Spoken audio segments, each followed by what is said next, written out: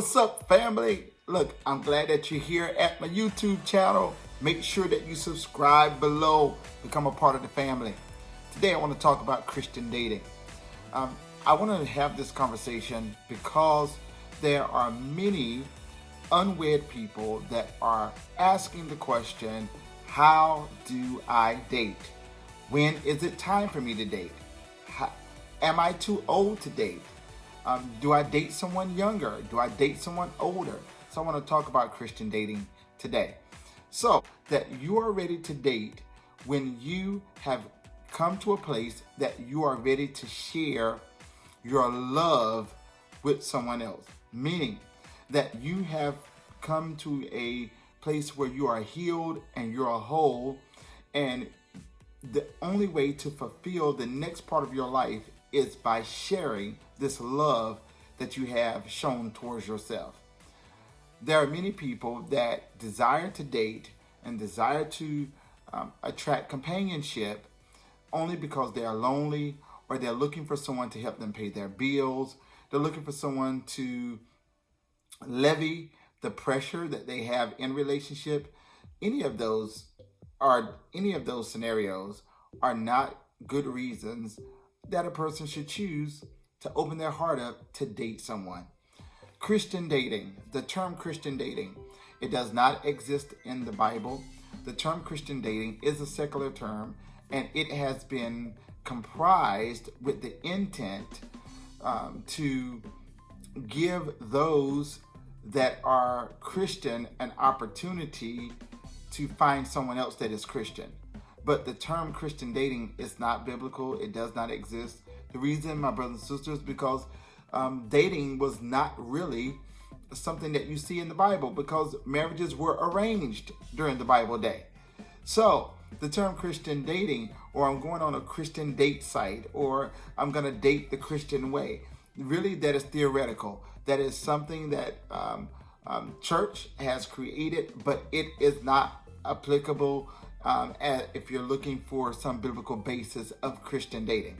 A person is too young to date if you cannot respect them and their contribution to the relationship.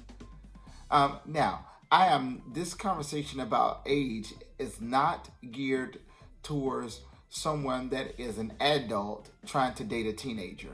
No, there is something wrong with that. You are sick and you need some professional help. No, I am talking about two adult people when you're trying to figure out what is the age limit. One is personal preferences. There is no one age that determines if a person is too old or too young. Age is really determined based on the level of maturity of the two individuals that are considering being in relationship with each other. And that has everything to do with their level of respect for the other person. How do you know when you're ready to date? Being ready to date should not be pressured by friends, family, co-workers, church family. Being pressured to date should not even be something initiated by your children.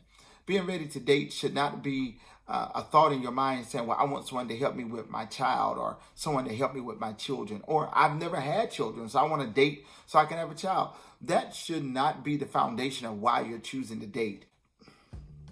Choosing to date, I suggest, should be a development from a friendship that you currently possess. That as you're learning the individual, you are choosing to grow with that person. And as you grow with that person, you learn more about that person. That's what I would say about dating. There are many people that are trying to figure out when is it time. You know, this whole dating conversation is something that is going on all around the world. But when you are ready to date, no one should be in the middle of your choice to date or who you choose to date. That should be between you and the individual. And you must realize that dating and relationships, it's a high risk. There are many people that choose people based on just trying to minimize their risk. And listen, can I give you a real nugget? There are some people that are married, and they are married to people that they're not really happy with. They were pressured into the marriage, so they are doing things trying to make it work. What I want you to know that there are some things that you can do as it relates to healthy choosing, healthy dating, healthy growth. Now, all right, when you're choosing, you must choose from the basis of someone that compliments you. All right. Now, this compliment does not mean that they agree with everything that you do. This compliment does not mean that they are making the fashion statement that you desire. Compliment means they have the capacity to, watch this, they have the capacity to handle your growth. Meaning that the person that they meet today is not going to be the person that is going to be the same next year. So when you start talking about capacity, you want someone that can respect the fact that you are a work in progress and you're not working from a deficit, but you're working from a platform or a standard of where you are, and you're expecting to have some substantial self-development within yourself. All right, when you're choosing to date, dating should not be this Rubik's Cube that you're trying to work and trying to force it to work. It's not like that. All right, this is something that should be a collective effort between the two parties that are choosing to date. That's a choice that is made from the two parties. You should never date anyone out of desperation. Neither should you date anyone because you're anxious or you have an anxiety attacks or panic attacks, like you would never find anyone, like you would never get married. Those are not reasons that you should date anyone. You should know where you are in this life game so that you can make a conscious decision on how to move forward. Is that you should choose to be the best friend present in a person's life. Being the best friend present in a person's life should not make you angry when they don't call you back. Should not make you have a temper tantrum when you don't receive a text message. When you are being the best friend present in their life, it means, my brothers and sisters, that you are gaining knowledge about what role that you play in that person's life. You got to know what type of person you're dealing with. Are you dealing with someone that is needy? Are you dealing with someone that is not as needy? Are you dealing with someone that needs word affirmation? Are you dealing with someone that needs time? What is it that this person needs? And then you must be honest with yourself, because I have a pastor friend by the name of Pastor Tracy Aiken, and she says these words: one of the greatest lies that we can tell is the lie that we tell ourselves. There are many people that engage in dating, but they lie to themselves. They tell themselves what they're able to tolerate when you know from the beginning you can't tolerate certain things. They say things that they are willing to put up with, but you know from the beginning you're not willing to put up with those things. But because of their fear of failure, fear of being alone, fear of never finding companionship, they rush themselves into the decision.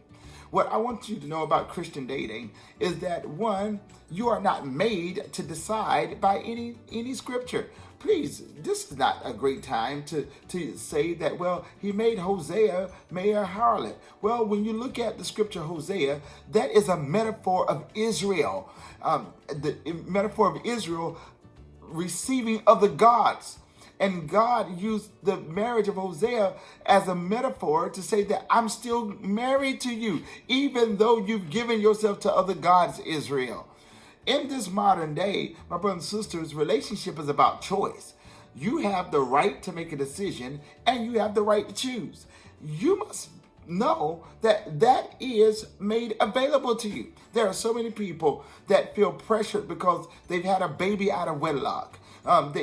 Because their spouse has died. No, you must know when you are ready to pursue relationship in your life. Now, if you are the one that are listening to me today, you're saying, I'm ready for a relationship. Now, the next thing is you must make yourself available.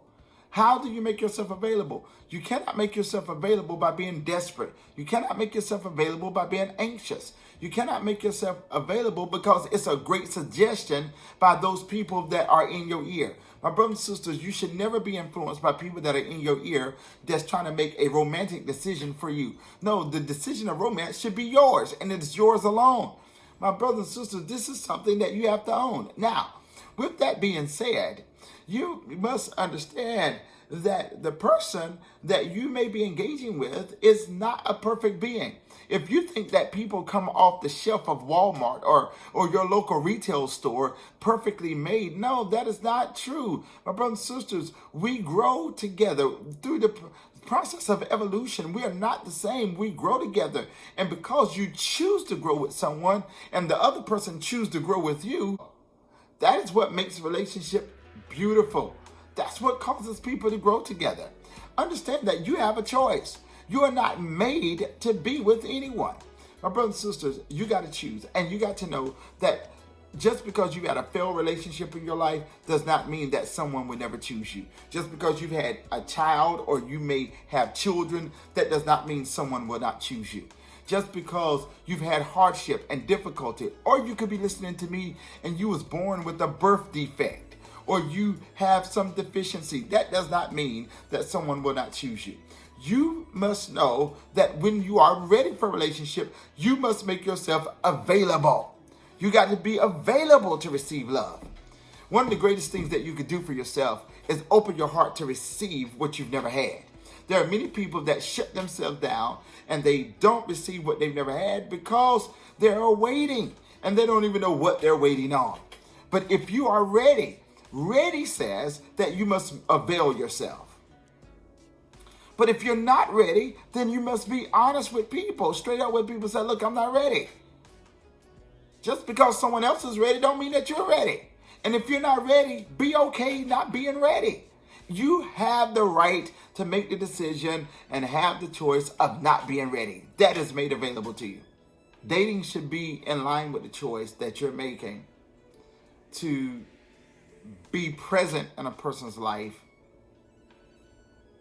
in a different way than where you are now. And that's a choice that you make, not a choice that people make for you. Oh, before we go, let me talk about social media dating. People that date online. I want you to know, if you find a companion online, it does not lessen the amount of work that is required to building the relationship, developing the relationship. Can you date at a distance? Yes, you can, but it will require twice as much as work in developing that relationship at a distance as it will with having someone that is accessible to you.